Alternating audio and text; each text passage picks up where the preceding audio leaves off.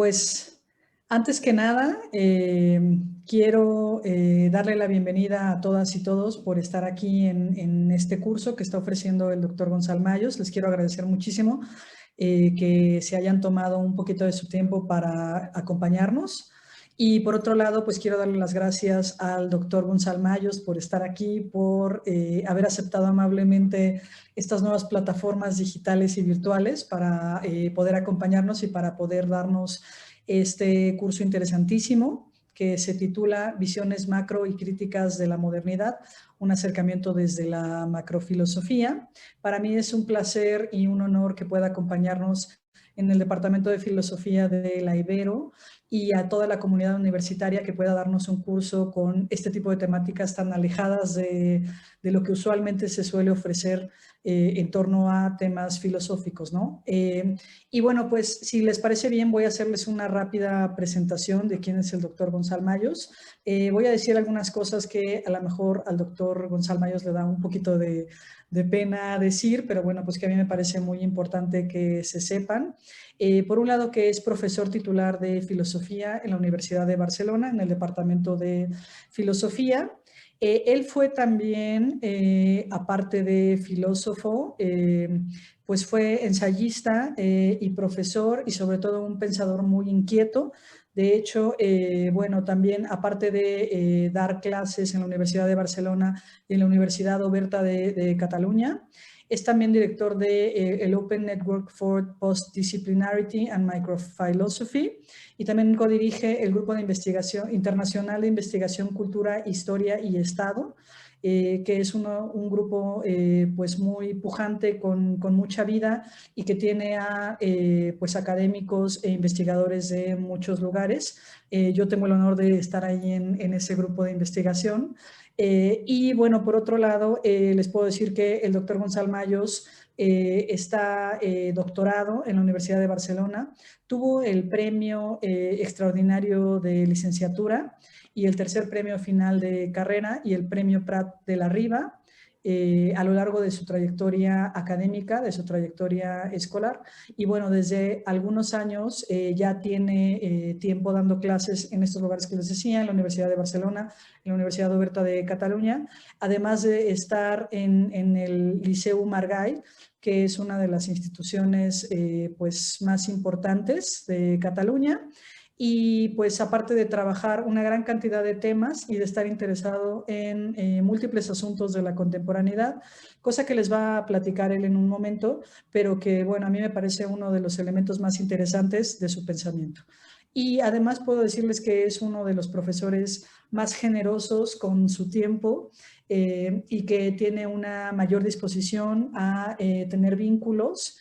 Y bueno, esa es una de las razones por las cuales tengo el gusto y el honor de presentarles ahora al doctor Gonzalo Mayos y bueno, pues de darle la bienvenida. Muchísimas gracias, Gonzalo. Es un gusto verte por aquí. Es un placer para mí, querida profesora Paula Arizmendi. Es un honor volver, aunque sea telemáticamente, a la Iberoamericana de Ciudad de México, al Departamento de Filosofía, que agradezco su interés porque el COVID, la pandemia, no nos encierre a todos y no nos separe, mejor dicho. Quizás tenemos que estar bastante encerrados, pero al menos tenemos la posibilidad telemática de comunicarnos, quizás mejor que nunca antes. Hay que ser optimista. Quiero agradecer especialmente a todos los que se han y se van a conectar porque es un placer. Sé que todo el mundo tiene muchas ocupaciones, precisamente al ser todo tan telemático nos hemos encontrado con que realmente tenemos en Internet a todo el mundo entero. Eso genera, lo he pensado, lo he escrito, ya lo saben, una especie de angustia existencial que llamo sociedad de la ignorancia, porque de repente te das cuenta de que no puedes conocer ni tan siquiera lo que entre todos somos capaces de producir en un día, ¿no?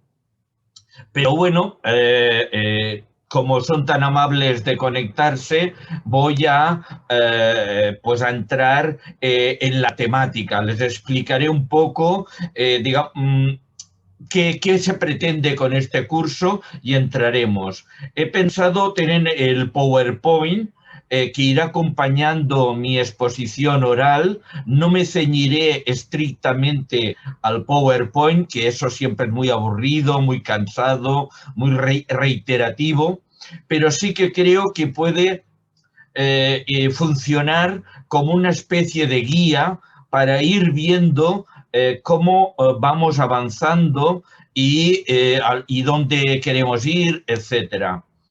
Comenzaré presentándome, lo ha hecho muy bien la profesora Paula, solo dos aspectos. Intento ser muy interdisciplinar, y hay dos aspectos de mi trabajo que creo que vale la pena destacar para este curso.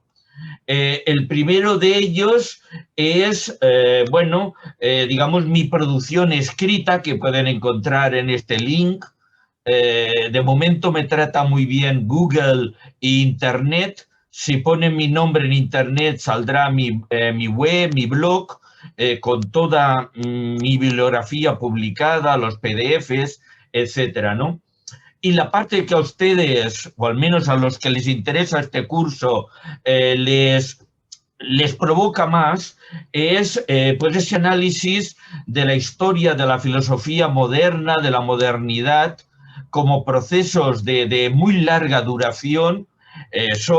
Yo ya lo verán, valoro la modernidad como un periodo de 3 siglos, de 3 intensísimos siglos.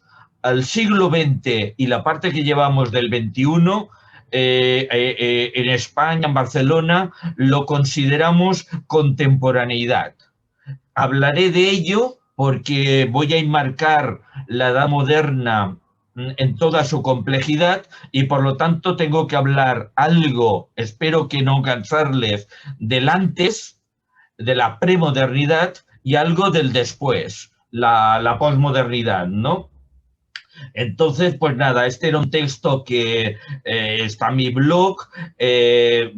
Explico un poco cómo llegué a la moderna. Digamos que básicamente toda, como profesional, como profesor, he sido profesor de moderna y de contemporánea, más de moderna que de contemporánea, aunque cada vez me preocupa más el presente y qué hacemos con nosotros, con nuestro presente, ¿no?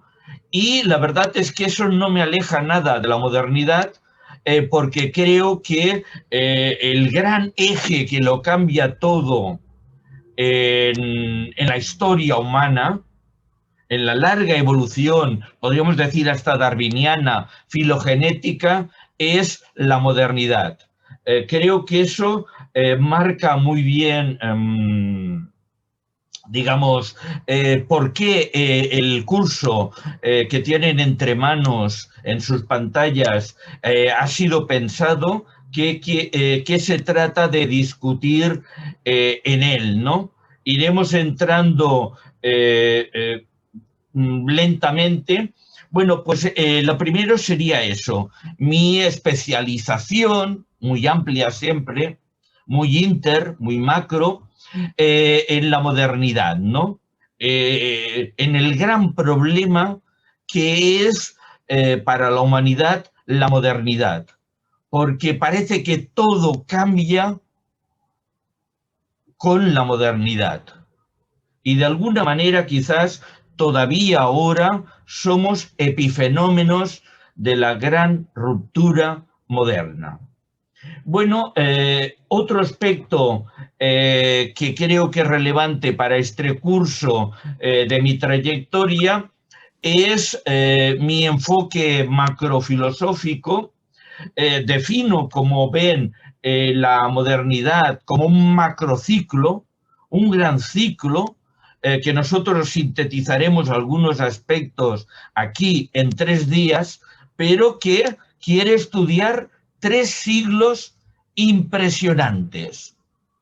Desde finales del 16 y apurando, porque podríamos ir a bastante antes, hasta 1900, 1901. A mí me gusta ejemplificar en la muerte de Nietzsche, porque Nietzsche de alguna manera termina ese ciclo y obliga a abrir otro.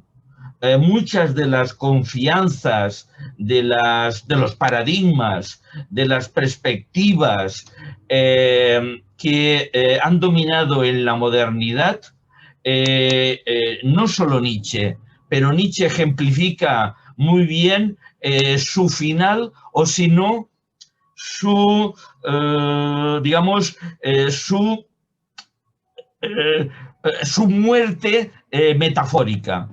Siempre asociamos Nietzsche con la muerte de Dios, pero hay que pensar que para Nietzsche la muerte de Dios incluía a todos los ídolos que lo acompañaban o que pretendían sustituirlo.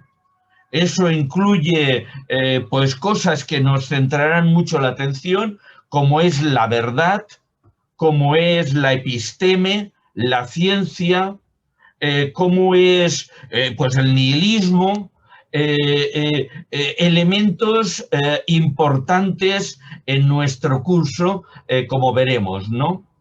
Entonces, ese enfoque tan ambicioso, que me disculpo si eso obliga a que alguna cosa la tenga que sintetizar en demasía, pero como es un curso participativo, ustedes pueden intervenir, preguntar, argumentar y lo completaremos entre todos, ¿no? Bueno, pues ese enfoque es lo que llamo un enfoque macrofilosófico, que no creo que sea ningún descubrimiento nuevo, más bien creo que es algo muy antiguo. Pocos filósofos son más macrofilosóficos que Heráclito, Platón o Aristóteles. Me cuesta concebir alguien más macro. Whitehead tenía razón en que muchas veces la historia de la filosofía son básicamente notas a pie de página de los diálogos de Platón. Si eso ya no indica la capacidad de pensar los grandes problemas, cuestiones globales de la humanidad, no, realmente creo que pone el punto en lo que la filosofía ha pretendido siempre, ¿no? Que es pensar esos problemas importantes. Bueno, eso nos lleva a la situación actual, donde a veces ha predominado el centrarse, digamos que disciplinadamente, rigurosamente, valientemente. Yo lo valoro muchísimo. Yo también comencé haciendo y termino haciendo análisis a pie de página de las obras de Kant y Herder en mi tesis de licenciatura, de Hegel en mi tesis doctoral, etcétera, ¿no? Pero sí que a veces tenemos el peligro que la preocupación legítima y necesaria por el canon, por entender el canon, nos impide reflexiones más amplias, más transversales, las que planteaba Platón en sus diálogos, ¿no? Entonces, sin nada más, con este espíritu, esos dos elementos que quería complementar la amable presentación que ha hecho de mi trabajo la profesora Paula, pasemos a las cuestiones, ¿no? A ver, bueno, a ver, intentaré problematizar un poco cuáles son las preguntas, los conflictos que que han llevado a este curso y que este curso no quiere quiere solventarlos, pero como todos no lo conseguirá, pero al menos intentará urbanizarlos, estructurarlos, decir cosas relevantes sobre algunos aspectos de esas problemáticas, ¿no? Entonces, una primera reflexión. Tenemos tendencia en filosofía en destacar la unidad, la identidad de nuestra tradición, de la filosofía a lo largo de toda la historia humana, desde la Grecia presocrática, desde Tales hasta, hoy diríamos, Zizek o Meillassoux, o el aceleracionismo, el poshumanismo, el realismo especulativo, es decir, ¿no? Digamos, toda la unidad de esa historia enorme, enormemente compleja, desde Tales hasta la edad moderna, la actualidad posmoderna, ¿no? Bueno, intentaré contraponer a esta tendencia que es legítima, porque tenemos que pensar en singular, en unidad, en universalidad la filosofía. Dividirlo también en pequeñas filosofías puede ser útil, pero es importante plantearse qué ha sucedido en la filosofía, en la historia de la filosofía, más allá de si el libro de filosofía de ese autor o de aquel otro dice pues cosas interesantísimas, etcétera. Pero si son tan interesantísimas, ¿qué relevancia tienen para la evolución de la filosofía en global y como tal, ¿no? Bueno, pues eso nos lleva a necesarias periodizaciones que a veces tienen poco que ver con la evolución intrínseca de la filosofía, pero que nosotros intentaremos que lo que digamos tenga que ver con la evolución intrínseca de la filosofía, ¿no? A ver, hay muchos ejemplos, ¿no? Siempre ha habido distinciones potentes entre filosofías del ser o de la sustancia versus a las filosofías del sujeto, posteriormente a las filosofías del lenguaje, filosofías de la conciencia, filosofías metafísicas y filosofías postmetafísicas, entre el pensar arcaico, trágico, no nihilista, en relación a formas nihilistas, primero inconscientes y luego conscientes, entre pensar el ser y la maravilla de sudarse frente a las infinitas formas filosóficas que Heidegger denomina olvido del ser, y que siempre destaca que, siendo muy interesantes, olvidan esa problemática originaria fundadora, ¿no? Si ustedes quieren, también Derrida planteando la filosofía, digamos, en un gran proceso de construcción y otro gran proceso de desconstrucción en el cual todavía, diría Derrida, estamos metidos nosotros, ¿no? Bueno, pues dentro de buscando esa problemática de la evolución esencial en lo filosófico, en la filosofía, nos centraremos en la filosofía moderna y en su noción de verdad, de racionalidad. Trataremos de mostrar que la modernidad, analizando la epistemicidad, lo verdadero, la razón, se convierte en un momento central en la evolución profunda de la filosofía en su muy larga historia. La consideramos la modernidad un momento central en dos sentidos. Uno relativamente banal, que es pues es un momento importante, decisivo, central en ese sentido, ¿no? De decisivo, de importante, pero también en el sentido de estar en medio, de mediar conceptualmente en la historia de la filosofía. Diciendo una pequeña butade, diríamos que la Edad Media,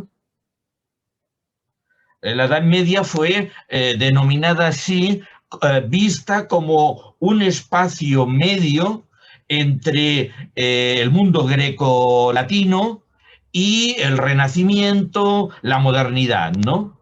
Pues bien, ahora, desde ya iniciando la tercera década del siglo XXI, pues tenemos que afirmar que el momento central, la Edad Media de la filosofía, ahora es la Edad Moderna. Lo ocupa la Edad Moderna. Es el punto que media y que lo cambia todo entre eso, el mundo grecorromano, la gran tradición constituyente grecorromana, la tradición medieval, incluso la renacentista, por una parte, todo lo premoderno y la enorme complejidad de los siglos XX y XXI, que a veces llamamos significativamente posmodernos o posmodernidad, ¿no? Claro, entonces eso nos plantea, bueno, ¿qué papel juega la modernidad? Esos tres siglos largos y complejos, donde ciertamente hay una persistencia perenne de grandes cuestiones básicas, eternas, pero también nos queremos preguntar por la dialéctica conceptual profunda que ha experimentado la filosofía en su atribulada y larga evolución. A partir de aquí, yo quisiera iniciar la temática a fondo con unas preguntas. Una primera pregunta se haría: ¿se ha mantenido todo incambiante en la filosofía con el paso de la modernidad? El paso de la modernidad, si pensamos desde una óptica de la filosofía perenne, parecería que solo han sucedido, pues eso, más notas a pie de página de los diálogos de Platón. O, esa es una opción, o, bueno, tenemos que aceptar que la propia filosofía se ha transformado durante toda esa historia. Y entonces, ¿de qué manera? No nos vamos a alargar y nos centraremos sobre todo, ya lo he dicho, sobre el tema de la verdad, la razón, la episteme, la ciencia, ¿no? Lo científico, lo considerado epistemológicamente verídico, riguroso. Eso es una cuestión perenne, eterna. Eso se lo planteó el primer griego.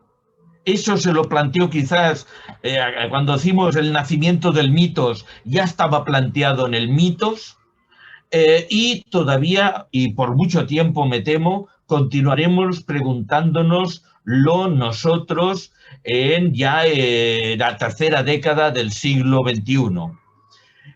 Pero la cuestión ¿es exactamente la nuestra, la moderna, la griega, etcétera, la misma aproximación a la verdad? Recordemos que para Grecia, y si tenemos tiempo lo trataremos, esta cuestión estaba asociada a 5 grandes términos y ámbitos del saber. Por una parte, el logos, por otro, la aletheia, que es la que traducimos por verdad, pero habría que matizar, la matemática o las matemáticas, el matema, la techné mecánica, la creación poética, la poiesis, y el mito, el mitos. 6 grandes ámbitos donde se jugaba. La filosofía tenía, en Grecia, si tenemos tiempo de entrar, tenía que jugar al menos con estos 6 grandes ámbitos, ¿no? Además de religión, etc. Bueno, pues la cuestión es, ¿continúan perfectamente idénticas estas 6 aproximaciones durante el Imperio Romano, la filosofía latina, el cristianismo, la Edad Media, el Renacimiento, la modernidad? ¿Persisten perfectamente idénticas cuando penetran en la Edad Moderna y con el acontecimiento constituyente muy relevante de la revolución científica? Insistiré que la revolución científica lo cambia todo y veremos en qué sentido lo digo. Bueno, pues eso no cambia durante la Edad Moderna, tampoco cambia después de la modernidad, en la llamada posmodernidad. Si hay algún tipo de cambio y de transformación en las aproximaciones filosóficas a la verdad, no afectan estas aproximaciones cambiantes, no afectan en absoluto a la propia filosofía. Podemos pensar que la filosofía permanece totalmente idéntica, incluso en medio de los mencionados cambios. De acuerdo, hay una filosofía perenne, pero todo es tan perenne en la filosofía. ¿No obligan estos cambios a adaptarse a la filosofía de alguna manera?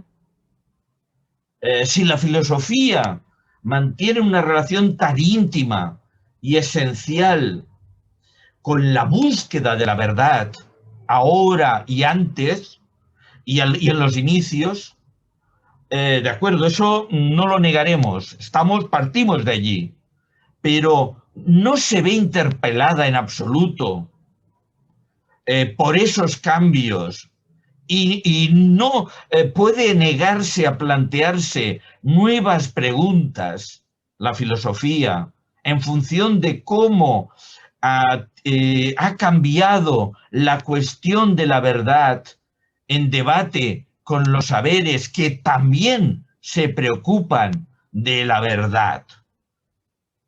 No solo la filosofía se preocupa por la verdad, también hay otros saberes, desde la religión y el mitos a la ciencia, la técnica y la logística, bueno, la logística no sé, pero digamos a todos los aspectos tecnofílicos, ¿no? Bueno, pues ya voy terminando este aspecto, ¿no?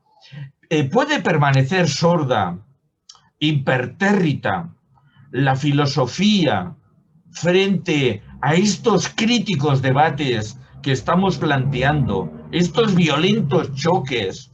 Pensemos en el choque con la religión, con la teología, con el mito, con la literatura, con el trivium, con las matemáticas, con el quadrivium, con las ciencias físico-matemáticas, con la técnica, con los saberes industriales. Hoy hablamos de tecnociencia porque es prácticamente imposible separar los aspectos, al menos en lo que se hacen en los grandes institutos de investigación. Bueno, entonces, para terminar estas preguntas, ¿no?, que serán muy difíciles de contestar, pero que nos ayudan a entrar en la dificultad de la problemática. ¿Puede explicar la evolución de la filosofía moderna una cierta indefinición filosófica que hoy vemos en la actualidad? Perdón. Cuando te llamo por teléfono voy a poner modo avión. Perdón, no lo puse antes. Vale. Lo compruebo. Vale, ya no me volverán a molestar. Y si me permiten, me sacaré la chaqueta, que con la calefacción es un poco caluroso. Bueno, pues terminamos, ¿no? Una de las ideas, de las impresiones, de las preocupaciones que marcarán este curso es la situación actual de la filosofía, que veo indefinida, veo en cierta retirada, que veo preocupante, y que intentaré explicar por qué hemos llegado, a dónde hemos llegado y quizás qué valdría la pena hacer en esa situación, ¿no? Nos preguntaremos qué lugar dentro de la verdad, del rigor epistémico, le corresponde hoy a la filosofía. Evidentemente, tengo bastantes polémicas con mis amigos positivistas. No soy un positivista, pero está claro que hoy tenemos que disputarnos la verdad y el rigor epistémico con las ciencias, y unas ciencias potentísimas. Y eso nos obliga y nos sitúa en un lugar incómodo. Porque si la verdad es patrimonio de las ciencias, ¿qué parte de la verdad puede permanecer todavía patrimonio de la filosofía? Sabemos que mucha gente, y gente inteligente, que saben, dicen nada, ya nada. La verdad, ya la filosofía no tiene nada que decir. Creo que ustedes estarán de acuerdo conmigo que todavía tenemos mucho que decir sobre la verdad y con rigor, pero tenemos que demostrarlo. Bien, pues son las preguntas que subyacen al curso y que, bueno, alguna intentaremos responder o clarificar, ¿no? Como hemos dicho. Bueno, vamos a plantear a partir de aquí la situación en la filosofía moderna. A ver, ¿cómo analizo la filosofía en la edad moderna? Si me permiten, lo sintetizaré bastante. Creo que para comenzar podríamos decir que la filosofía en la edad moderna se encuentra frente a un tetralema. Un dilema es la elección casi imposible entre dos opciones, ninguna de las cuales es fácilmente prescindible o eliminable. Un trilema es entre tres opciones. Pues yo diría que la filosofía moderna, la edad moderna, la filosofía se encuentra básicamente entre cuatro grandes opciones. Todas ellas le provocan grandes problemas y comporta sacrificios. Ninguna de las opciones es perfecta, es la maravillosa, creo yo. Lo veremos, ¿no? ¿Cómo planteo yo la filosofía en la Edad Moderna. A ver, recuerden que en la Edad Media la filosofía había perdido o medio perdido el trono epistémico que había ocupado y que había creado para ella la filosofía griega clásica. Fue en Grecia donde nos acostumbramos a pensar que el trono epistémico, el trono de la verdad rigurosa, no que tenga que ver con mitos, no que dependa de Dios, de la divinidad, o que no dependa, era patrimonio de la filosofía. ¿Qué ha sucedido? Hombre, eso fue discutido durante la Edad Media. Sé que diré trivialidades, pero para situarnos. En la Edad Media, el famoso conflicto entre fe y razón, para gran parte del cristianismo, incluso de la escolástica, la filosofía debía subordinarse, o la razón debía subordinarse a la fe, y la filosofía, por tanto, a la teología. Ya saben que en el mundo escolástico, incluso la Facultad de Filosofía se centra en la Facultad de Artes, que es una facultad preparatoria para las tres grandes facultades superiores. Medicina, que curaría el cuerpo, el derecho, que cuidaría la sociedad, el cuerpo político, y la teología, que debía curar y salvar el alma, para simplificar el esquema, ¿no?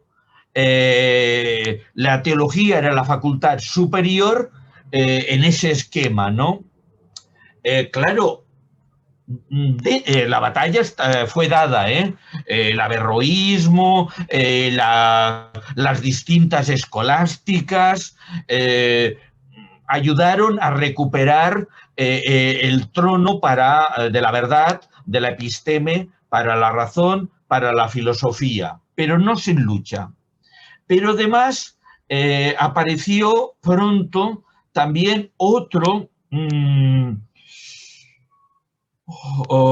desafío, además de la teología, es decir, la filosofía como razón sometida a la fe y a la teología.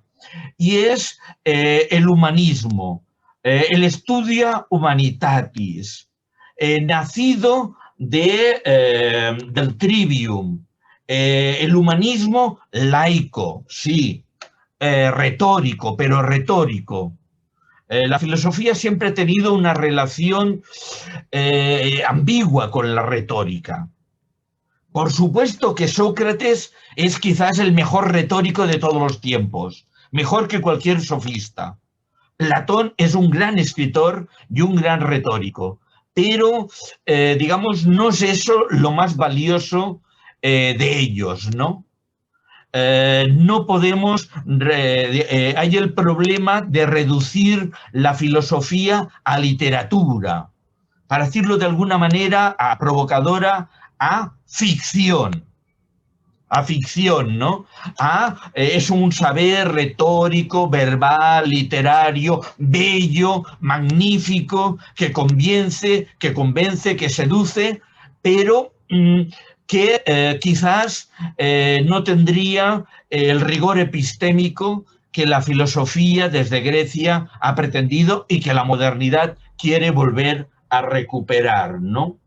Bueno, pues la modernidad hay que verlo primero como un momento donde la filosofía intenta dejar claro, de nuevo, como en la Grecia clásica, que la verdad es patrimonio, es conocimiento, es saber de ella. Es ella la que dictamina en última instancia la verdad. Y entonces, digamos, y que por tanto, otra vez, como en la Grecia clásica, la filosofía puede llamarse a sí misma simplemente como la episteme. En Grecia, la filosofía era el saber, era la sofía, el saber científico. Bien, ¿qué sucede en la modernidad? Hombre, los modernos, una parte importantísima, y lo conseguirán mayoritariamente, pondrán los puntos sobre las íes demostrando que la filosofía volvía a ser la episteme, la gran ciencia, el gran conocimiento riguroso, verídico de todo, de todo. Bueno, pero para ello tuvo que crear, buscar, pero en gran medida buscar creándola, una poderosísima aliada, que significativamente se llamó o llamaron los modernos nueva ciencia. La nueva ciencia físico-matemática que va de Copérnico, Kepler, Galileo, Newton, que marca la revolución científica. Hay que decir que esa nueva ciencia físico-matemática nace de la vieja ciencia, la filosofía, la episteme. También tendrá influencias de la teología, del humanismo, pero sobre todo será hija de filósofos.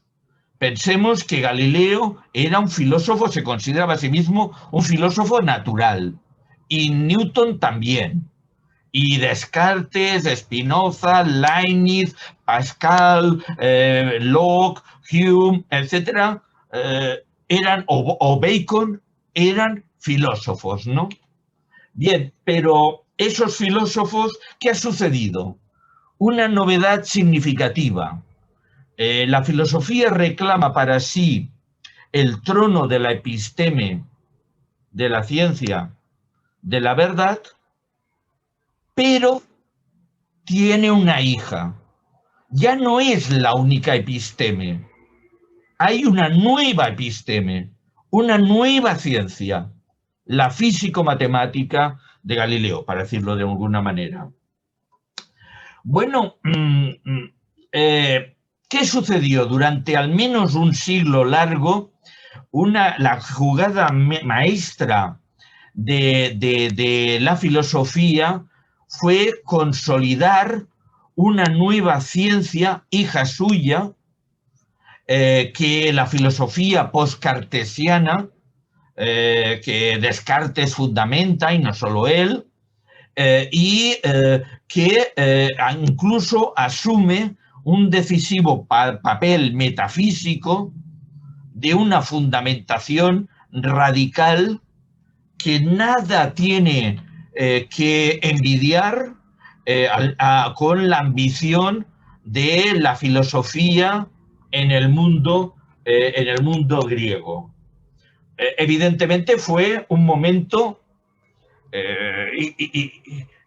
maravilloso,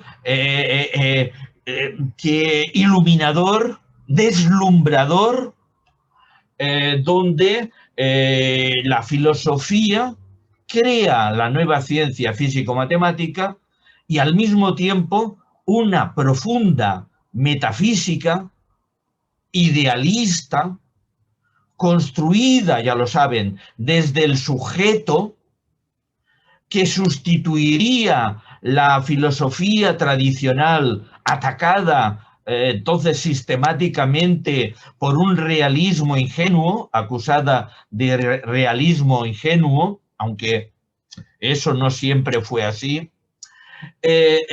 Claro, y eso llevó a la forma hegeliana, que todavía ahora la historia de la filosofía la imaginamos a partir de la historia de la filosofía de Hegel, donde pues efectivamente se ha pasado de una metafísica de la sustancia y de la esencia que algunos modernos atacan como erróneamente, creo, como realista, porque no era exactamente así.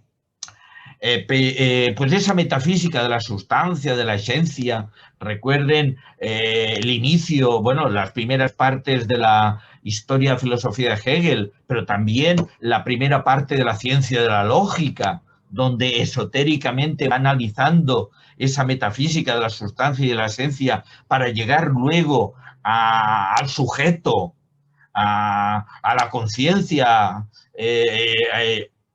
a la idea, más adelante, ¿no? Bueno, pues la idea es que aparece una radical filosofía sin ningún complejo metafísico en este primer momento, donde el sujeto pensante es capaz de autofundarse. El sujeto determinando la verdad a partir de la evidencia y la certeza de lo que en él, para el sujeto, aparece como evidente, como distinto, como claro, como certero, como verdad, puede autofundarse desde esa evidencia radical. De ese punto está en el cogito de Descartes y en muchos otros momentos, ¿no? A partir de ahí se abre un gran espectro de opciones con dos grandes polos legitimadores. Por una parte, los principios racionalistas considerados innatos y universales, que naturalmente ese innatismo parece fundamentarse en el sujeto pensante, y por otra parte, las evidencias perceptibles y determinables empíricamente del empirismo británico, etcétera, que también parten de eso, de la evidencia del sujeto. Entonces, los dos parten del sujeto.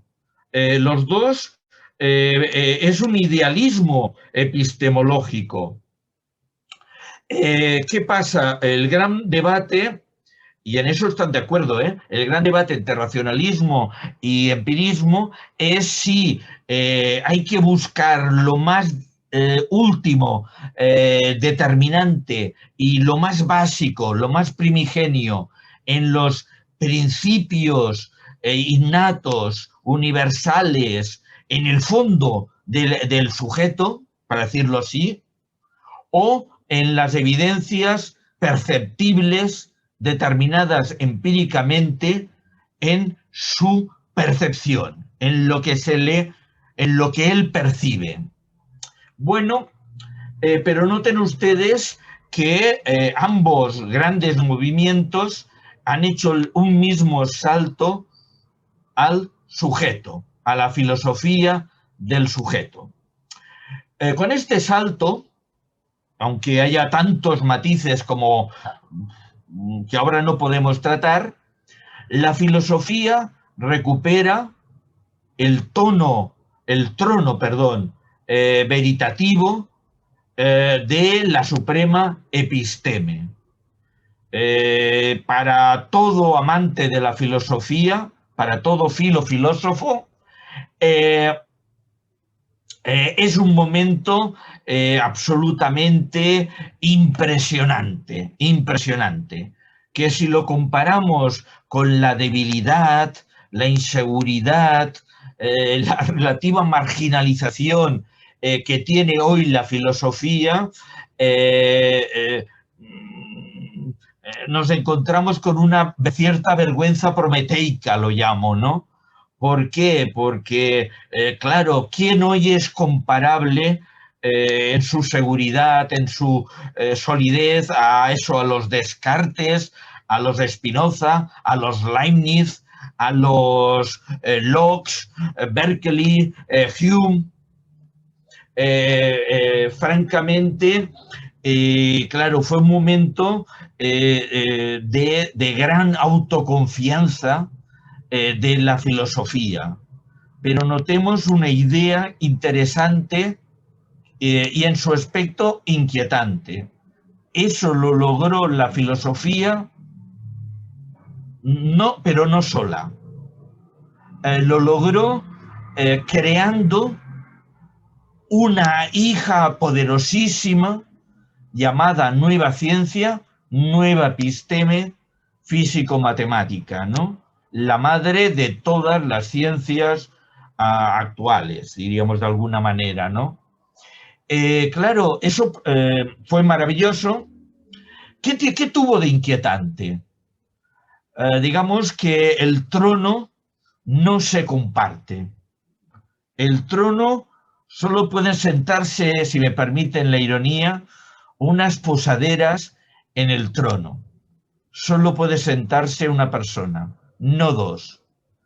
Y si ese trono que la filosofía recupera con tanto esplendor, le debe parte de ese trono a la nueva ciencia, aparecerá pronto la inquietante pregunta para un filósofo, pero también para un científico, de, bueno, ¿quién se merece mejor ese trono? ¿Para quién es ese trono? ¿A quién le corresponde ese trono? Más, de manera más esencial, de manera más auténtica, de manera última, a la filosofía o a la ciencia. Ya sabemos que para la primera modernidad, ya verán que hago esta distinción muchas veces, la filosofía tenía un plus. ¿Por qué? Porque era ella la que fundamentaba radical y desde sí misma a la ciencia. La ciencia no era conocida, nada que decir, pero no podía autofundamentarse. La filosofía, tanto la racionalista como la empirista, de alguna manera afirma que ella sí puede autofundamentarse radicalmente a sí misma y que por lo tanto el trono le corresponde, aunque evidentemente la ciencia físico-matemática cada vez tendrá más importancia, ¿no? Pero, digámoslo, repitámoslo, ¿no? La noción griega de la filosofía como la única y universal episteme se continuaría manteniendo, con un elemento inquietante, que en Grecia episteme se conjugaba en singular. Episteme solo había una y le correspondía a la filosofía, mayoritariamente. En la modernidad, la episteme es dual. Hay una episteme metafísica, fundamentadora, etcétera, pero hay otra episteme aparentemente más humilde, pero muy poderosa performativamente, tecnológicamente, que conoce a otro nivel. Bueno, como ven, con el paso del tiempo veremos que esta alianza tan poderosa de la filosofía, la vieja episteme, o la episteme de todos los tiempos, digámoslo así, la episteme perenne, con la nueva episteme, la ciencia físico-matemática. Pues bien, esa alianza en la modernidad veremos que es potencialmente inestable. ¿Aceptará, lo planteo como pregunta, aceptará para siempre la ciencia o las ciencias la subordinación o incluso la alianza con la filosofía? ¿O en algún momento intentará la ciencia o las ciencias disputar el trono de la episteme suprema y universal para a la filosofía y para adjudicársela, pues eso, a la ciencia físico-matemática o tecnociencia o lo que queramos, experimental, etcétera. Como ven, este es el problema por donde creo que vale la pena iniciar nuestra singladura por la modernidad, ¿no? Por la modernidad.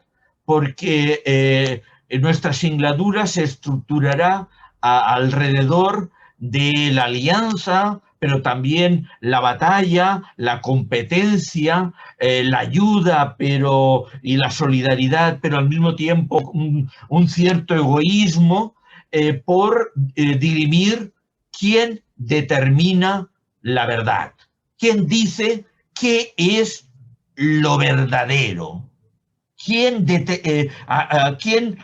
en última instancia sienta que dónde está la verdad.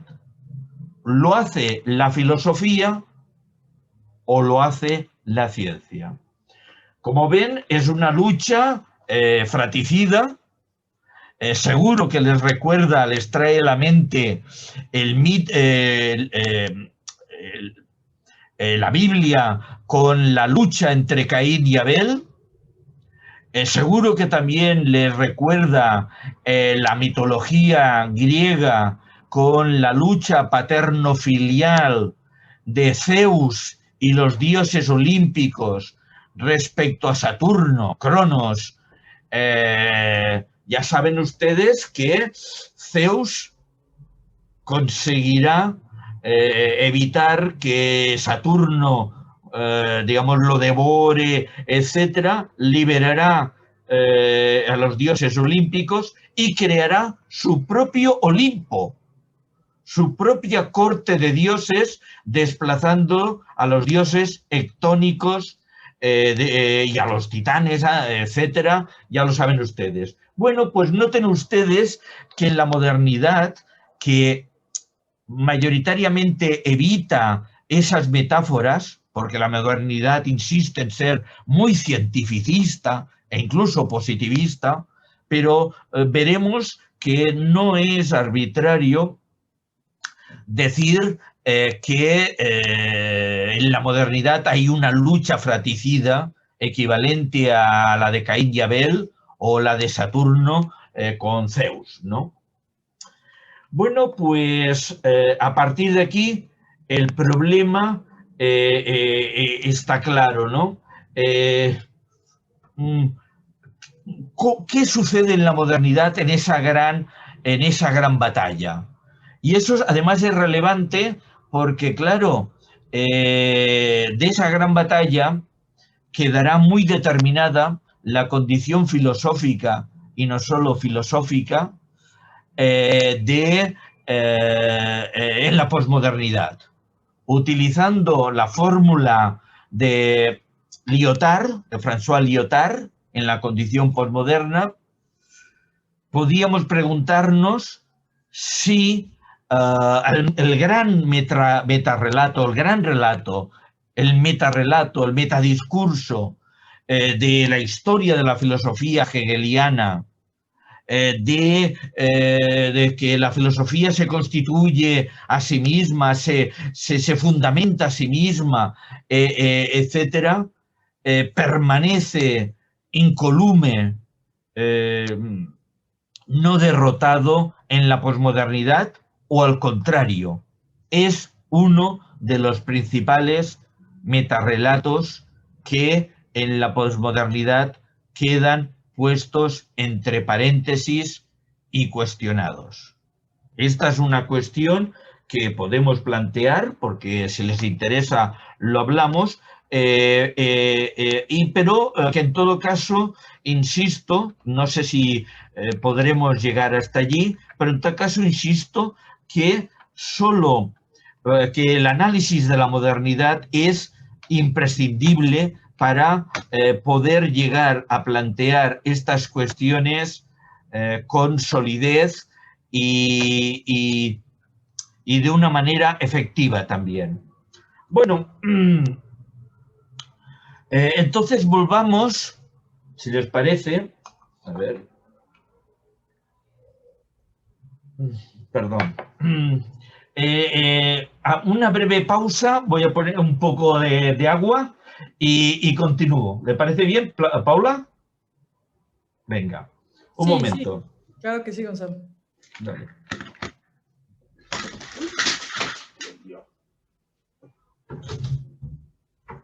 Hola, ja t'he vist. I t'ha vist la Paula? No, no, aquí no passa res. És que estic al curs de Mèxic. Sense aigua. Amb el Don Carles o aquí al costat?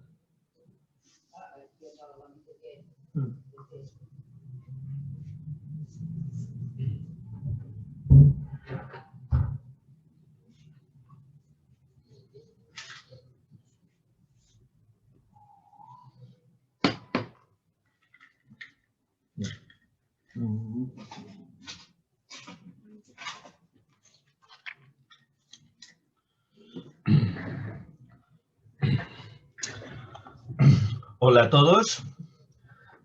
Vuelvo a estar con ustedes. Perdón, aprovecho para comentar que González, uno de los filósofos bilingües, así como tal, y que efectivamente, como habrán escuchado por ahí, que creo que le hablaba a su mujer, tiene esta extraña capacidad que tienen los catalanes de cambiar de idioma y de estar hablando de repente en catalán y luego hablar en español y viceversa, lo cual lo hace, bueno, aún más interesante. Muchas gracias, Paula. Sí, es verdad, porque había, bueno, volviendo a la cuestión, pero recordándoles que si quieren, vayan pensando, podemos debatir todo lo que digo y lo que no digo con toda tranquilidad. No se sientan obligados a estar callados mientras yo hablo y hablo y hablo y hablo, ¿no? Dejaremos un momento, ¿no, Paula? Al final o cuando consideremos para cuestiones, pero bueno, ahora después de este pequeño break, continúo. Bueno, sinteticemos. Sintetizar es siempre peligroso, ¿no? Es muy traidor. Evidentemente, es muy atrevido reducir tanto, pero quiero destacar, digamos, el conflicto último, ese fratricida, también con otros saberes que no son la ciencia, ¿no? De la filosofía moderna. Entonces, bueno, ese tetralema, ¿no? Esa situación dilemaica con 4 grandes opciones, cada una de las cuales tiene sus costes, sus dificultades, lo plantearía así y lo discutimos, ¿no? En tanto que episteme que aspira a la verdad, la filosofía tiene, digamos, 4 grandes opciones que lo estructuran todo. Una primera, la he planteado, ¿no? Recuperar el trono griego de la verdad. La filosofía quiere volver a decir, la verdad soy yo, la ciencia soy yo, como Luis XIV, pero no en Francia, sino para el saber de la humanidad desde siempre, ¿no? Yo soy la verdad, yo soy la episteme. Una frase de raíz bíblica y neotestamentaria, ¿no? Yo soy la verdad. Y lo hace aliándose con la nueva ciencia frente, al menos en aquel momento, los dos más relevantes, la teología, el trivium o studio humanitatis. Ya veremos que, bueno, es la opción cartesiana, es la opción quizás hegemónica, digamos, la opción que explicamos más a nuestros alumnos en nuestras clases, pero no es la única opción. Otra opción también es renunciar a la ambición veritativa y aproximarse cada vez más la filosofía, ceder la verdad y la episteme a la nueva ciencia y, por tanto, quedándose casi sin espacio propio, sin objeto propio. Eso lo hemos discutido muchas veces, si la filosofía tiene un objeto propio o lo ha perdido. Ahora el objeto lo tendrían las ciencias, pero entonces la filosofía se vería obligada a aproximarse a otros saberes, incluso estos saberes que ella había destronado, ¿no? Que ella había destronado. Entonces, la filosofía terminaría incluso, en este caso, redefiniéndose como un saber trágicamente impotente, o que debe buscar su legitimación en una creatividad poética, pero no en la verdad epistémica, ¿no? Una tercera opción es mantenerse cerca de la verdad y de la episteme, pero subordinada a los éxitos epistémicos de su prole, las ciencias especializadas. Entonces la filosofía se mantendría cerca de la verdad, alrededor de la verdad, pero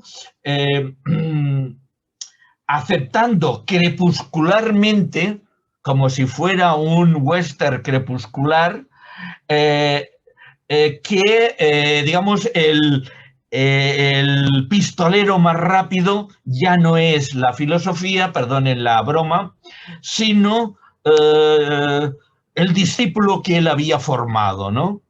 Pero, de todas maneras, la filosofía aceptaría y continuaría en el ámbito de la verdad y del conocer. Entonces, la paradoja es que la filosofía que en la Edad Media había sido definida como anquila theologicae, esclava de la teología, esclava de la fe, ahora, de alguna manera más o menos bien tratada, volvería a asumir un papel subordinado de anquila scientiae, esclava de la ciencia.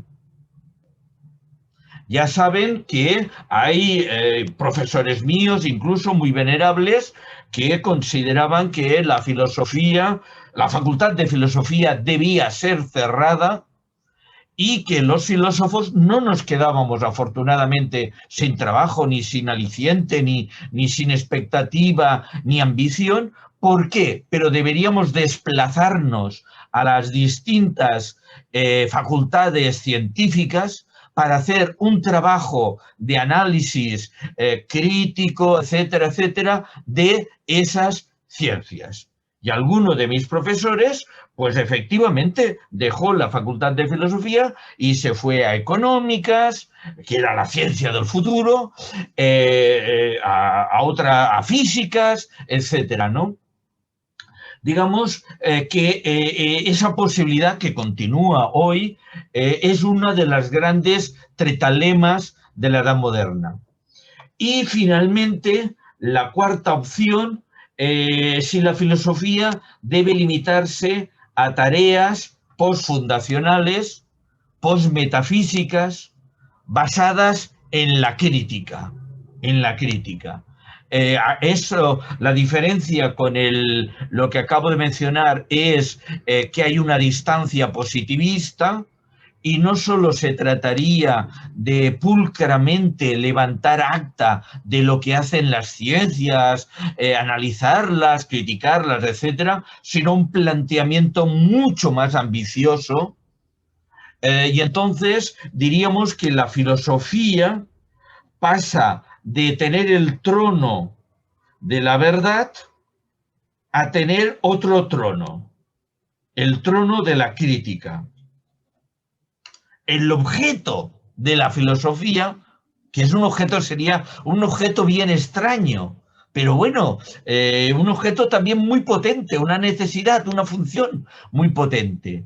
El trono de la filosofía no sería ya tanto el trono de la verdad como el trono de la crítica, en, para y contra la verdad, si ustedes quieren, pero de la crítica. La filosofía dejaría de ser eso, episteme, para ser sobre todo crítica. Creo que, como ven,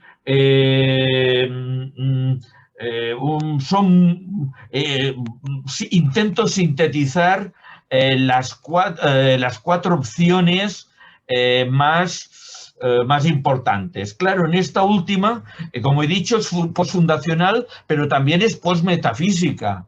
En esta última opción, que la filosofía sea fundamentadora de la ciencia, pues mayoritariamente se consideraría que no, que tiene una legitimidad, una validez, una función crítica pre- y protocientífica, pero no ni metafísica ni fundamentadora. Otra cosa, haría un trabajo más externo, exclusivamente crítico-negativo, que haría que, por ejemplo, esta opción no sea en absoluto positivista, ¿no? En este caso, la filosofía crítica debe asumir su propia impotencia, eso, positivo-cognitiva, en el sentido que no podemos, la filosofía no conocería positivamente, pero sí conocería negativamente, como crítica, ¿no? Haría tareas veritativas postfundacionales.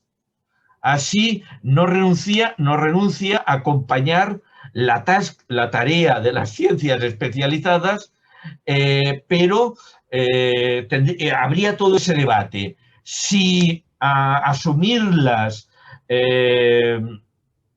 a las otras opciones que hemos planteado, ¿no? Y eso incluyendo las ciencias humanas y las ciencias sociales. No solo las ciencias físicas, ciencias matemáticas, sino las sociales y humanas. Es decir, si la filosofía, claro, no solo se ha emancipado la física, la biología, etcétera, sino también pues la psicología, la sociología.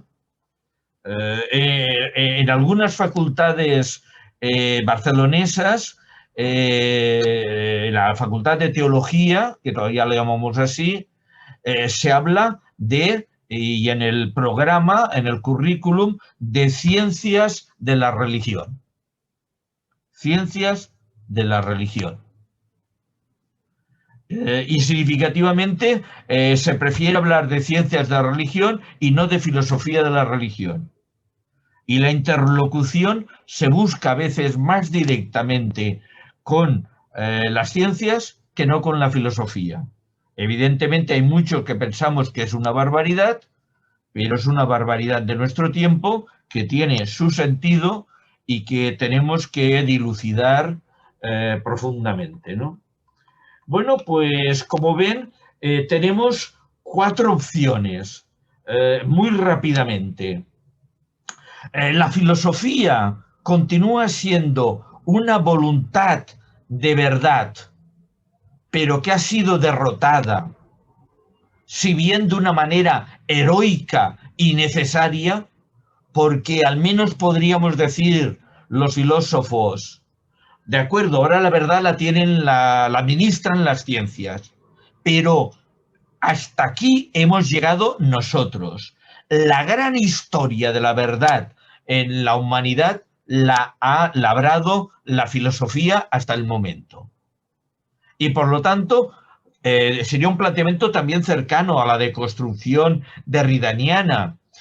Continuaríamos pensando ese camino que llevaría precisamente a la derrota de la filosofía como gran episteme y única episteme y episteme universal absoluta. O habría una opción matizadamente diferente.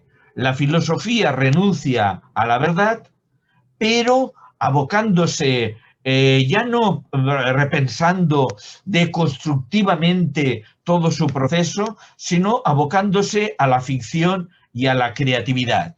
Y aceptar críticas de nuestros colegas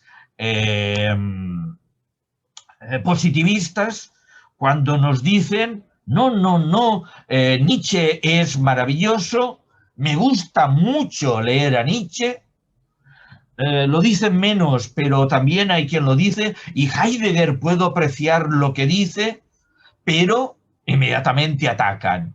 No son, no dicen la verdad, no es un discurso veritativo, no es un discurso epistémico, eso no tiene nada que ver con la verdad, eso es altísima literatura, muy buena literatura, una creatividad enorme, pero no verdad, no conocimiento, no episteme. Otra opción es que la filosofía se, diríamos, suicidaría asumiendo el éxito que fue suyo de la nueva ciencia, porque nace de ella, pero que se ha convertido, se ha emancipado, se ha independizado con las otras ciencias experimentales, etcétera, de su descendencia. La filosofía se mantendría en la verdad, pero gracias a la descendencia, más que a sí misma, ¿no?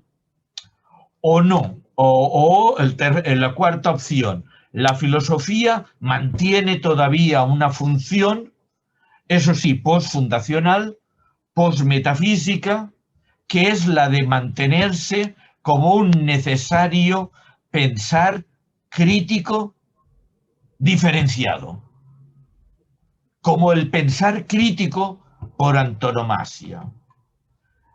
Entonces tenemos por una parte, en la primera opción, la filosofía como un sueño necesario para poder llegar a que no hay verdad y episteme filosófica, sino solo científica. La filosofía olvida la episteme y pasa a poética, a arte, a estética, a literatura, o si quieren, a herramienta propagandístico-ideológica, asumiendo el origen del término en Marx, por ejemplo, de que la ideología es una falsa conciencia, es una falsa verdad, ¿no? Luego eso fue matizado, ¿no? Entonces, la filosofía debería asumir eso y tendría un amplio campo todavía, desde poético, artístico, a político, propagandístico, ideológico. Si la filosofía se autodestruiría en su propia prole, y entonces habría una especie de ignorancia prometeica de la que habló Gunther Anders, en el sentido de que las propias criaturas, los propios hijos, las propias creaciones de los filósofos no superan a los filósofos, no superan a la filosofía. O la filosofía mantiene una lucha numantina, diríamos, por mantenerse como una forma de vivir y de pensar y de reflexionar los problemas, ¿no? Podemos matizar todas estas opciones, podría continuar matizando las cuatro opciones, que como ven son muy ricas, pero no quiero tampoco cansarles, ¿no? En todo caso, la cuestión es la filosofía, cómo queda después de esa gran profunda, brillantísima batalla que ha dado en la era moderna. Evidentemente no se resigna a abandonar, bueno, hay acciones que sí, pero ¿qué hacer? ¿Le queda todavía un último servicio a dar a la verdad? ¿O más allá de la verdad? ¿Le queda todavía una gran batalla para guerrear a la filosofía? Por supuesto, yo creo que sí, que le quedan unas grandes batallas. El problema es saber cuáles y con qué legitimidad. ¿Con qué legitimidad? No porque queramos mantener a la filosofía en su trono o en su relevancia, sino porque de verdad la filosofía mantiene objetos, tareas, funciones que solo ella puede ejercer y nadie más. Y nadie más, ¿no? Bien, bueno, creo que este es, como ven, está planteado el problema, está planteado el problema. Pronto pasaré a darles la palabra y me callaré hasta que me pregunten, etcétera. Pero en todo caso anticipo un poco, digamos, algo más concreto, ¿no? Ese planteamiento propongo y en mis clases lo analizo estructurando la edad moderna, siglo XVII, XVIII, XIX, en dos partes, la primera modernidad y la segunda modernidad, separadas por tiempos críticos.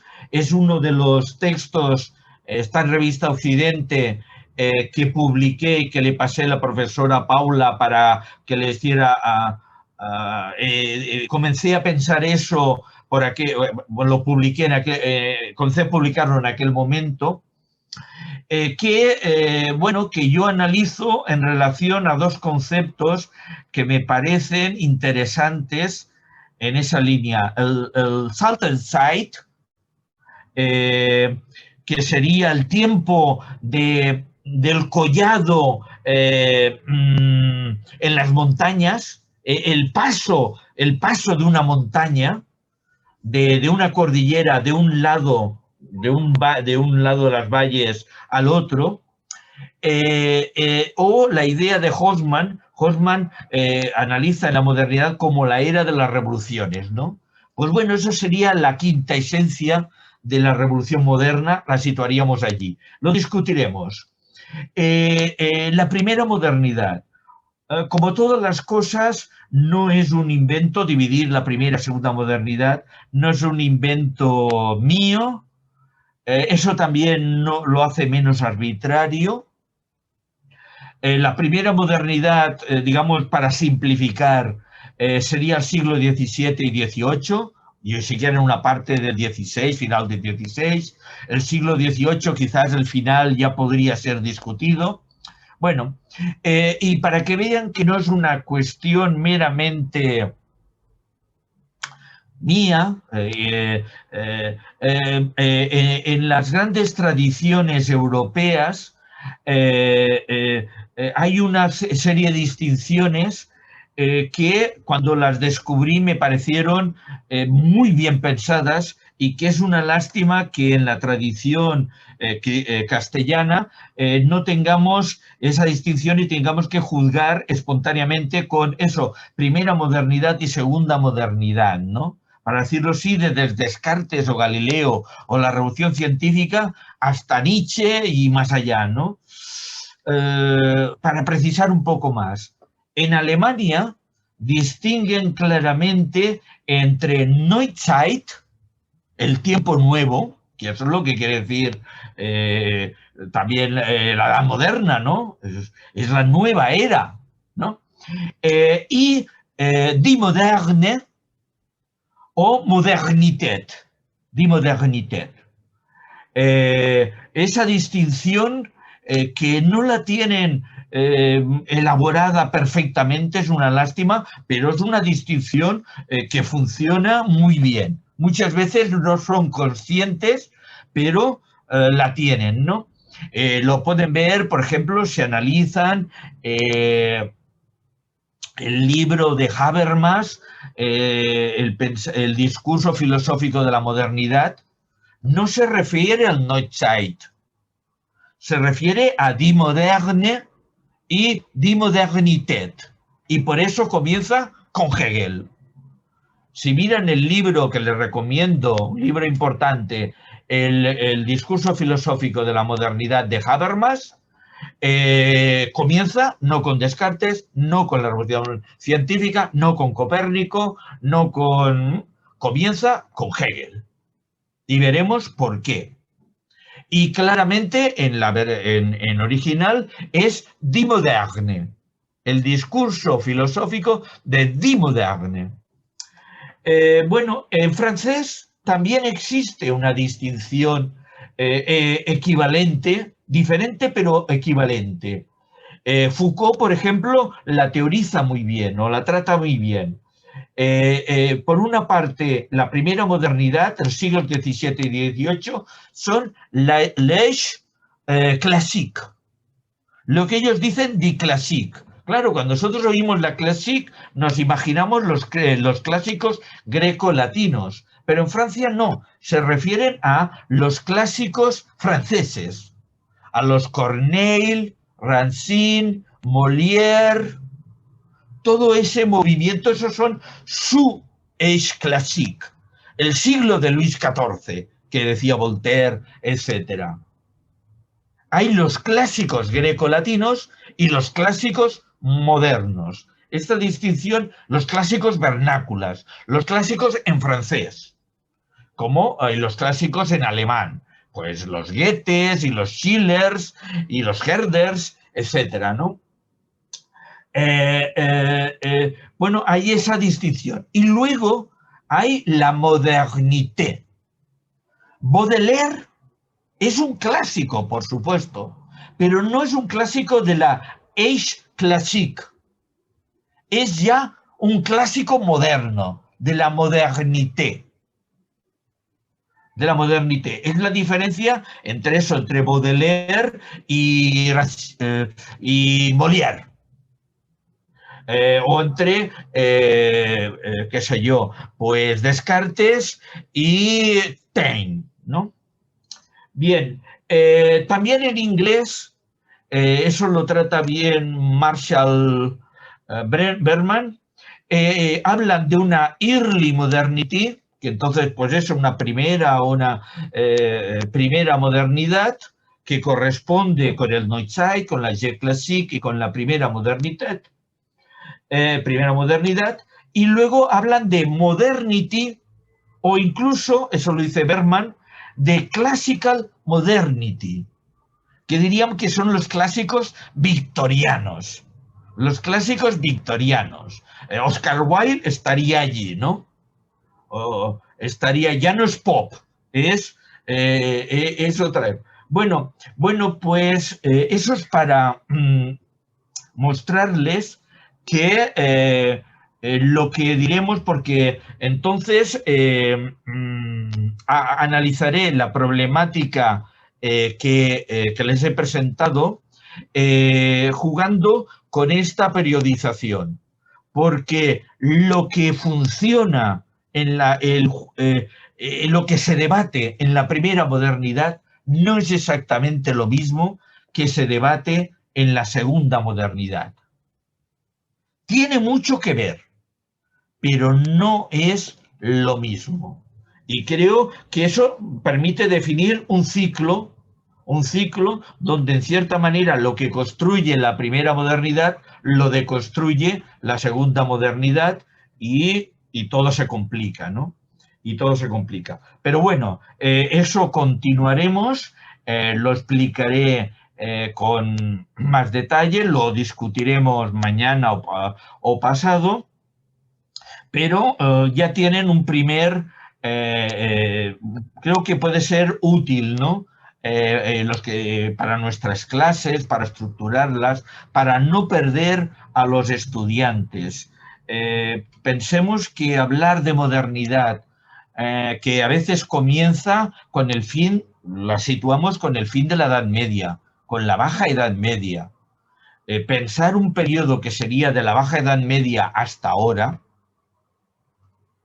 para decirlo así, de Occam o de Nicolás de Cusa hasta eso, Zizek, Meillassoux y los aceleracionistas, etcétera.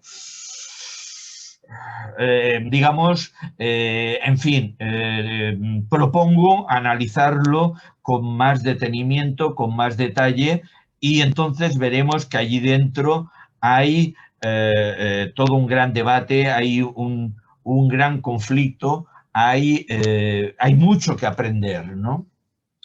Y entonces, no quiero, porque casi no he parado desde que comenzamos, llevamos ya 1 hora y 40 minutos prácticamente, quizás, seguro que les he provocado bastante y seguro que he hecho síntesis arriesgadas suficientes como para que, bueno, casi me maten, ¿no? Pero bueno, intentemos que sean benevolentes y se trata de ver qué podemos hacer con todo eso, ¿no? Aunque seguro que se tiene que mejorar muchísimo todo, ¿no? Gonzalo, Frank Girón y Sara Vaz estaban haciendo una pregunta, está aquí en el chat, con respecto a que desde el pensamiento crítico latinoamericano se piensa la modernidad en términos de colonialidad y ubican su inicio a partir de la invasión de América, y que por otro lado se podría pensar de otras colonialidades como la que plantea Arjuna Padurai en Modernity at Large. Y bueno, ¿cuál sería tu opinión al respecto de esto? Perfecto, me encanta. A ver, sí. Por eso la siguiente, para ver, pero eso no lo trataré ahora, para ver que detrás de estas distinciones hay algo filosófico, será todo el curso, pero algo que más que no es filosófico, he puesto dos aspectos. Y un primer aspecto es exactamente ese.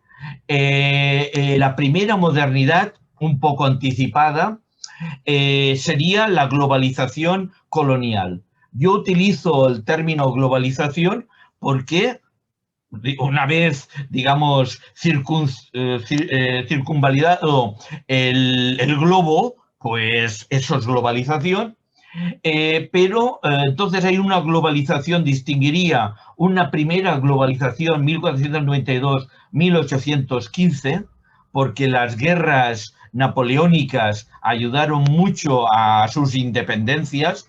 Creo que eso fue bueno. Es la gran diferencia entre lo que le costó a la India asiática emanciparse en pleno siglo XX respecto, pues, en el fondo Estados Unidos lo tuvo fácil. Creo que ustedes lo tuvieron más difícil que Estados Unidos, pero tuvo fácil, entre otras razones, porque las metrópolis tenían difícil mantener el yugo sobre las colonias. Entonces, pues mañana, si les parece, lo desarrollo, pero digamos, con esta intento contraponer dos globalizaciones sutilmente diferentes.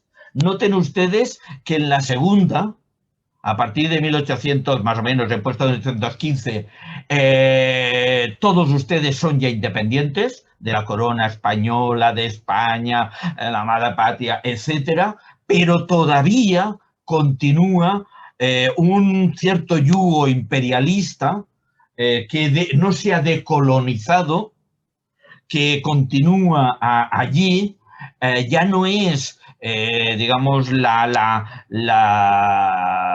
sé, la esclavitud, etcétera, de la primera globalización, pero, digamos, no ha terminado la tarea decolonizadora.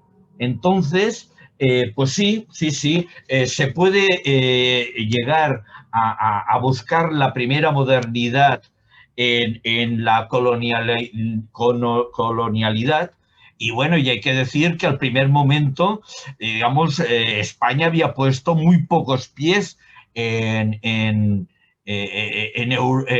América. Sí, digamos, la conquista y fue rápida y el expolio del oro fue rápido, pero la colonialidad se tuvo que construir bastante más, ¿no? Digamos que no fue Colón el que construyó la colonialidad.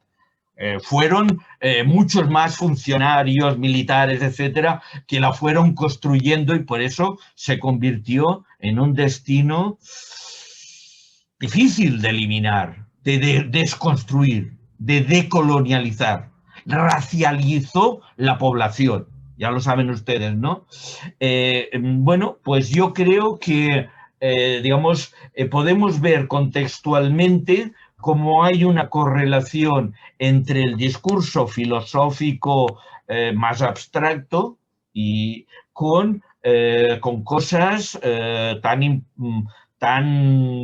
reales y crueles como, pues eso, la esclavitud, las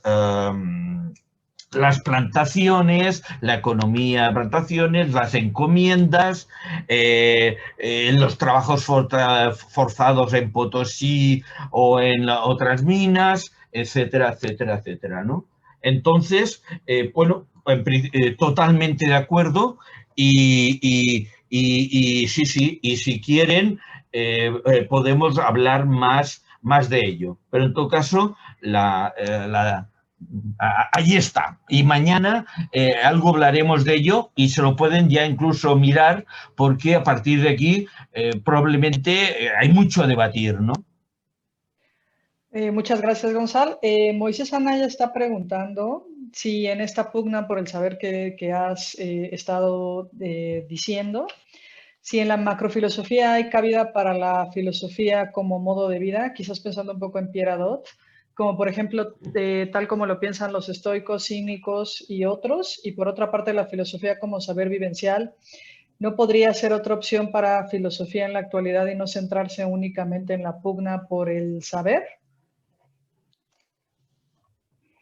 Muy bien visto, muy bien visto. Excelentes preguntas las que ha habido hasta ahora, maravillosas. Por supuesto, pero noten ustedes que en la modernidad, al menos la manera que tenemos de explicarla, se produce, digamos, hemos eliminado todos esos elementos, o no eliminado, los hemos obviado, como si no los quisiéramos ver. Pierre Hadot ha tenido que trabajar él solo, contracorriente, de una manera muy menospreciado. Pierre Hadot tuvo suerte que un talento como Foucault, que aprendió mucho de Pierre Hadot, lo reivindicó cuando Foucault ya era, digamos, el filósofo más incisivo en Francia, ¿no? Y su amistad, que venía de antes, lo volvió a situar, pero hasta entonces Pierre Hadot era un oscuro profesor que era relativamente menospreciado dentro de la academia. Luego no consiguió que entrara en el Collège de France, etcétera, ¿no? Pero, y es que ese aspecto de la filosofía como forma de vida parecía que solo funcionaba antes de la modernidad. Pierre Hadot consiguió, y tiene toda la razón, ¿qué es Schopenhauer sino eso? ¿Qué es Nietzsche sino eso? ¿Qué es Stirner sino eso? ¿Qué quiere hacer Hölderlin? Es una gran poesía, pero aparte de eso, Hölderlin quiere la filosofía como un modo y la poesía como un modo de vida.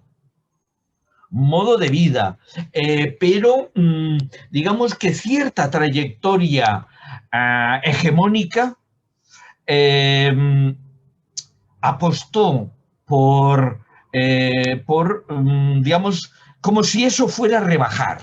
Es decir, que esa opción de, bueno, y si la filosofía no puede competir con la ciencia, ¿qué pasa?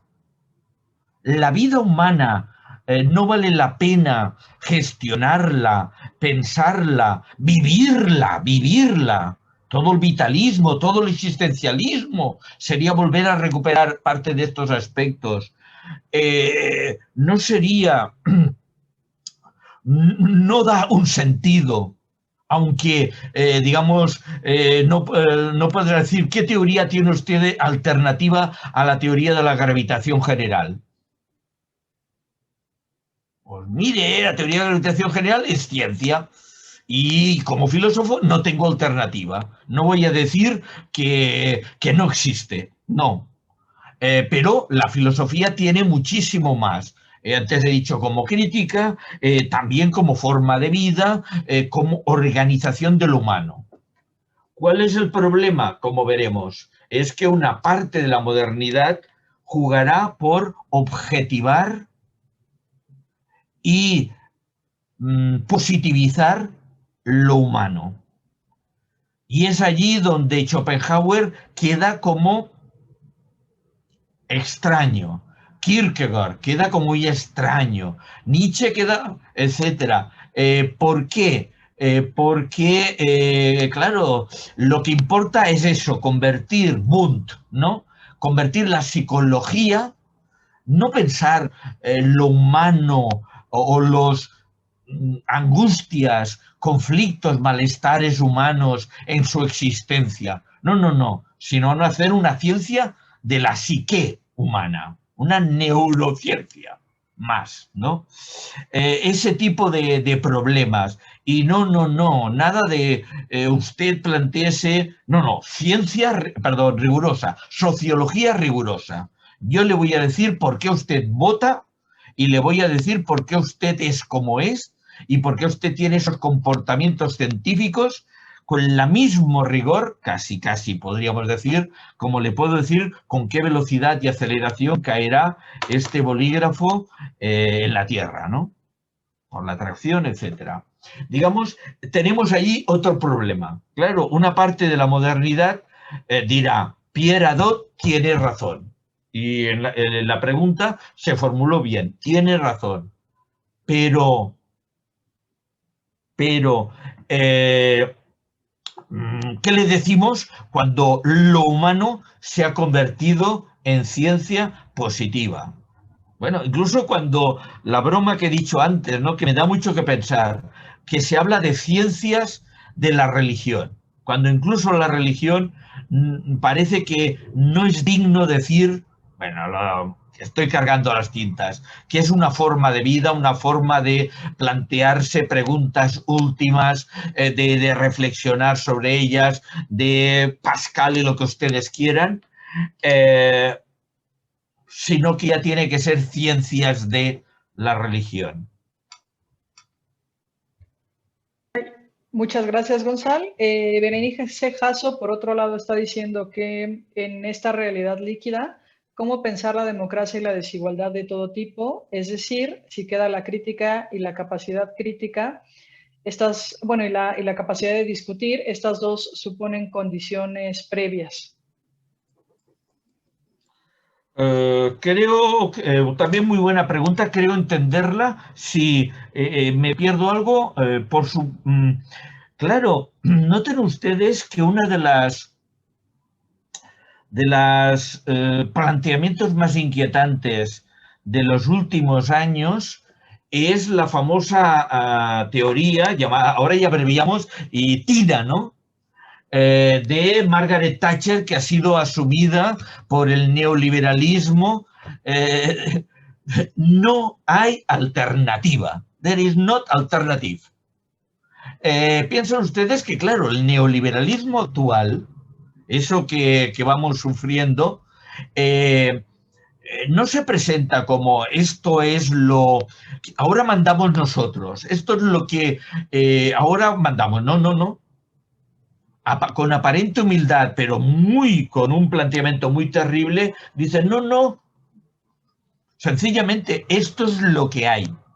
No hay alternativa. Entonces, claro, no hay un futuro alternativo a ese. No hay un mundo alternativo, no hay unos objetivos alternativos. Claro, si la filosofía se calla, si la crítica se calla, nos podemos encontrar con eso, no hay alternativa. ¿Por qué? Porque te explican todas las teorías económicas, que por qué se tuvieron que salvar los bancos se tuvieron que salvar porque son sistémicos. Si se dejaban caer, bueno, Lehman Brothers se dejó caer, pero bueno, si se dejaban caer, caía todo el sistema. ¿Qué pasa? Que Gonçal Mayos, me pondré yo mismo como ejemplo, no es sistémico, y si Gonçal Mayos pues tiene que dejarse caer, morir y muerto de hambre, bueno, en fin, darwinismo social, ¿no? Darwinismo social.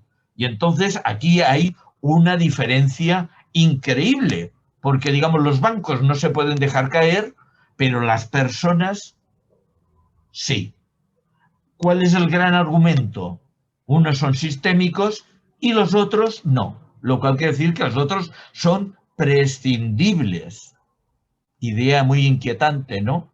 Como vemos ahora con el COVID, con muchos teóricos. Claro, si la filosofía se calla o hacen que se calle, claro, se impone esa mentalidad, además con estadísticas, datos, noten ustedes toda la parafernalia legitimadora de eso, de las estadísticas, de informaciones obtrusas, etcétera, que hacen que tuviéramos, que claro, al final habría una claudicación frente a un pensamiento único, incuestionable, totalitario, al cual hay que entregarse y sacrificarse uno mismo, ¿no? Claro, es inquietante, y claro, como notarán, yo estoy muy a favor de la filosofía y tengo simpatías por las 4 opciones, algunas más o menos, que hemos tratado, ¿no? Pero yo creo que un mundo sin filosofía sería muchísimo peor. Pero esta es una batalla que tenemos que dar porque yo he dado conferencias en otras facultades, derecho, económicas, incluso políticas, donde, bueno, yo creo que al final convenzo bastante, ¿no? Pero al principio noto unas miradas, unas caras entre el público como diciendo, lo que quiere es salvar su profesión, su pequeño ámbito, ¿no? No, yo creo que es algo más, Entonces estoy con el espíritu de la pregunta. Sí, a favor. Claro, de hecho, creo que todos estamos de acuerdo en que sí sería necesario salvar la filosofía y no nada más por nuestra propia profesión, sino porque el mundo la necesita. Y bueno, en ese sentido, Elías Roma, está haciendo una pregunta y dice que, dados ciertos golpes de la modernidad al narcisismo humano, como el psicoanálisis o la relatividad, ¿no tendrá la filosofía académica que renunciar eventualmente a su pretensión de verdad absoluta para mantener su rigor? Sí, ese es una cuestión también muy interesante, porque, claro, ha dicho psicoanálisis. Digamos, en los ámbitos positivistas está tan desprestigiado que a mencionarlo, pero claro, la relatividad, la cuántica. Oiga, usted, el conocimiento cuántico es muy diferente del mecanicismo tradicional. la teoría de la relatividad también. La famosa síntesis o teoría del todo que unificaría lo infinitamente pequeño cuántico y lo infinitamente grande, la relatividad, no existe. De momento no existe y no